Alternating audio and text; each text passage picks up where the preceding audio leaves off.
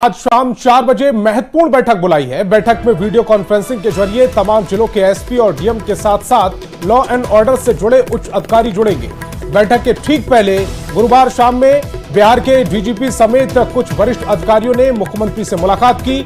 मुख्यमंत्री की इस बैठक को कई मायनों में बेहद महत्वपूर्ण माना जा रहा है, क्योंकि बिहार में विरोधी पार्टियों ने 20 जुलाई को प्रतिरोध मार्च का ऐलान किया है। उसके ठीक पहले यह समीक्षा बैठक महत्वपूर्ण है। तो बिहार में लॉ एंड ऑर्डर के सवाल को लेकर यह बैठक बुलाई गई है।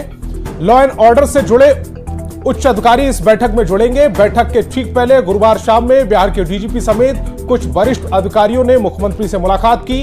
मुख्यमंत्री की इस बैठक को कई मायनों में बेहद महत्वपूर्ण माना जा रहा है, क्योंकि बिहार में विरोधी पार्टियों ने 20 जुलाई को प्रतिरोध मार्च का ऐलान किया है। उसके ठीक पहले यह समीक्षा बैठक महत्वपूर्ण है।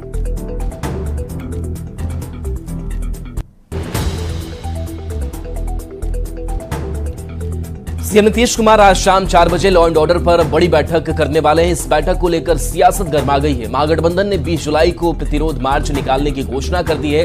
विरोधी दल इस बैठक को लेकर सवाल खड़े कर रहे हैं। विरोधियों का कहना है कि नीतीश सरकार का इकबाल खत्म हो गया है। वहीं सत्ताधारी दल ने विरोधियों पर पलटवार करते हुए कहा कि जो लोग प्रतिरोध मार्च कर रहे हैं वो अपने दौर को याद कर लें।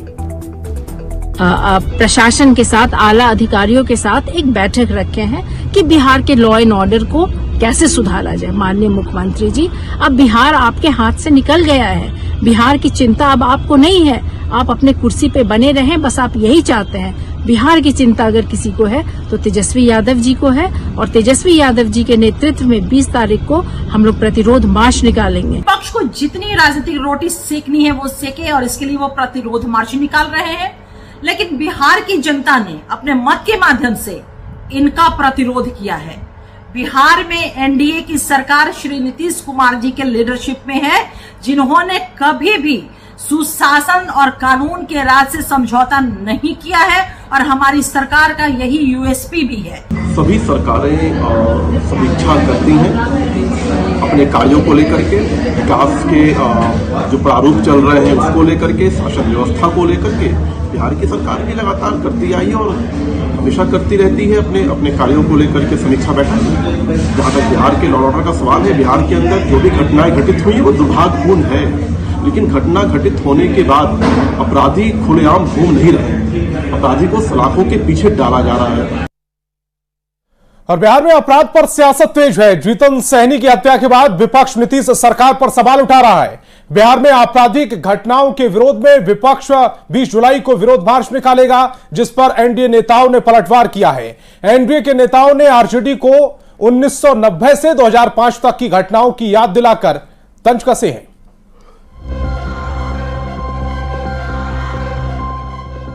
सार्वजनिक मंच पे गांधी मैदान में आंकड़े लेके आइए उस दौर का और इस दौर का, फिर बात हो। लालू जी और आरजेडी को बोलने का नैतिक अधिकार।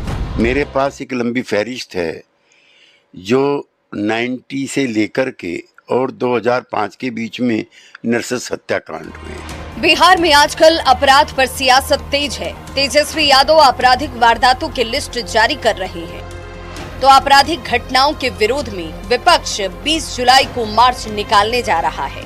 विपक्ष के विरोध मार्च पर एनडीए के नेता जबरदस्त पलटवार कर रहे हैं। बिहार सरकार के मंत्री रत्नेश सदा ने आरजेडी को 2005 के पहले का आईना दिखाया, तो बीजेपी प्रदेश अध्यक्ष सम्राट चौधरी ने कहा कि अपराध पर बोलने का नैतिक हक कम से कम आरजेडी के पास तो नहीं है। आरजेडी के लोग कह रहे हैं कि यही मंगल राज। स्वाभाविक है, उनको तो जितना पाप आरजेडी के लोगों ने किया है बिहार के साथ, बिहार की जनता ने देखा है। लालू जी के राज को लोग याद करते हैं, जिस राज में नरसंहार होती रहती रही।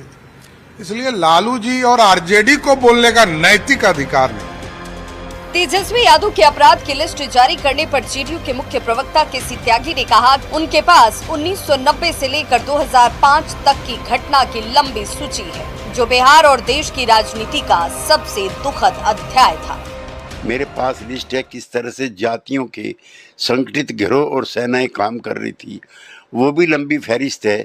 कैसे हजारों लोग भिन्न भिन्न नृशंस हत्याकांडों में मरे थे। एनडीए नेताओं की ओर से आरजेडी के शासनकाल में ज्यादा अपराध के दावे पर मनोज झा ने चुनौती दी है कि आंकड़े लेकर गांधी मैदान में आ जाए सरकार, फिर खुलकर बहस कर लेंगे। बीजेपी के लोग और क्या कहेंगे, वो हम तो कई बार कह चुके हैं कि सार्वजनिक मंच पे गांधी मैदान में आंकड़े लेके आइए उस दौर का और इस दौर का, फिर बात हो। किसी भी सरकार में अपराध का होना उस राज्य के लिए सही नहीं कहा जा सकता। अपराध पर सियासत भी हमेशा से होती रही है, लेकिन ये भी सच है कि कानून व्यवस्था और अपराध को लेकर कोर्ट ने जो सबसे तीखी टिप्पणी की थी वो वही 1990 से 2005 का दौर था, जब आरजेडी का बिहार में शासन था। न्यूज़ 18 के लिए दिल्ली से अमितेश सिंह, पटना से धर्मेंद्र के साथ ब्यूरो रिपोर्ट।